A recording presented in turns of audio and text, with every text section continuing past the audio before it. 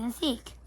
Whoosh! Flames swirled from Ruskin's mouth and tortured the giant block of ice.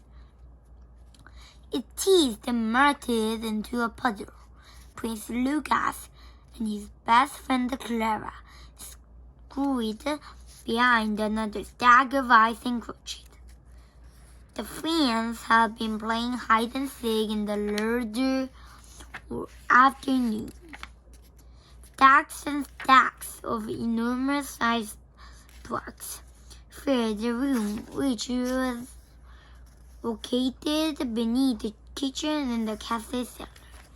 The ice, except the royal food and cold. The larder was also the perfect place to play a chilly round of hide and seek. This had become their favorite game. Lucas and Clara poked their heads above a stack of ice blocks and waggled their tongues of whiskey. Wait a moment.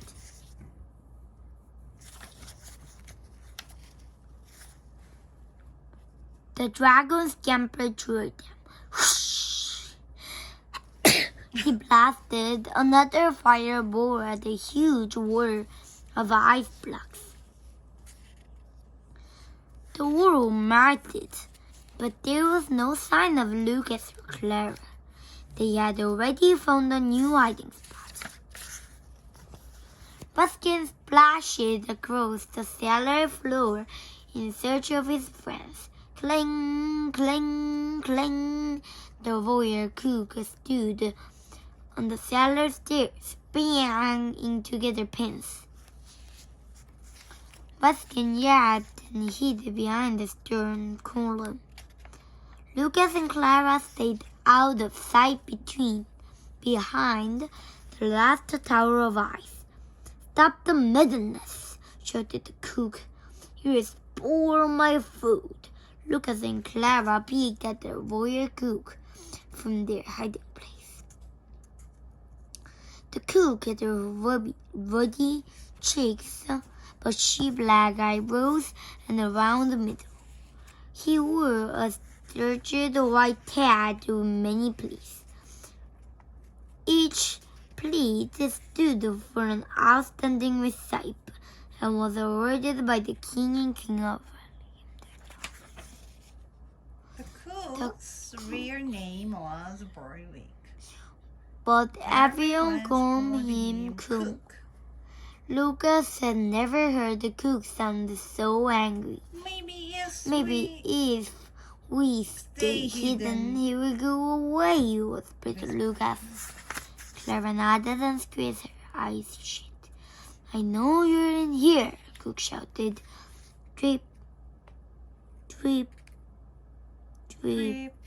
Water dripped from the thawing food onto the floor. Lucas and Clara stayed perfectly still. "You'd better surrender, Prince Lucas," said Cook. "Or I report to you and you naughty dragon to your father, the king." "What should we do?" whispered Clara. "I guess we'd better face up to Cook," Lucas whispered back. Lucas and Clara slowly stood up and came out from behind the ice blocks. They squeezed sideways between a leg of lamb and a side of beef that hung from the rafters. Cook glared at the children. Oh, whispered Lucas. Cook looks like he's about to explode." Chapter 2 spoiled. My porch, my pies and custards. All my food is going to the bad, cried Cook. "How can I make the royal mess with spoiled food?" Lucas had to admit he hadn't thought about the food spoiling. It has been fun to hide behind the ice blocks, and Ruskin had just as much fun melting the ice with his fiery breath. This had been the best game of hide and seek they'd ever played. Can we just order more ice? Asked Lucas and Clara.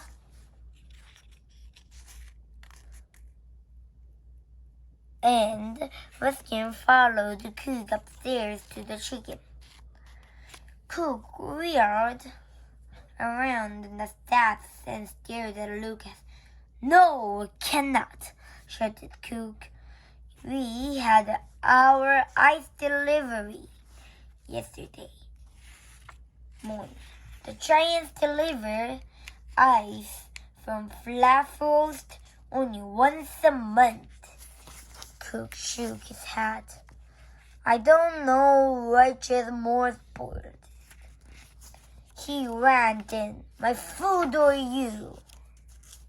Lucas hung his head and Ruskin cowered behind his master. Do children know what the giants have to do to bring ice to the palace? Lucas and Clara shook their heads. They have no idea, but they had a feeling they were about to find out. Each and every block of ice is hand-cut from one of our Flatfrost high mountain lakes. It's very hard work. The giants harvested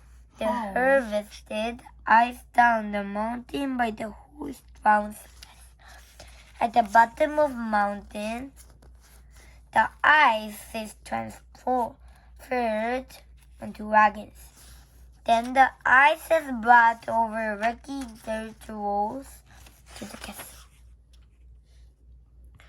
Oh, Lucas said. He and Clara had occasionally. Oh. See the wagon loads of ice arrived at the castle, but they'd never really given him much thought. Then Cook shook a fat finger in the children's face. Ice is a luxury, he declared. It involves hard work, something you two know very little about. Lucas and Clara nodded. What else could they do? They felt terrible that they had upset Cook.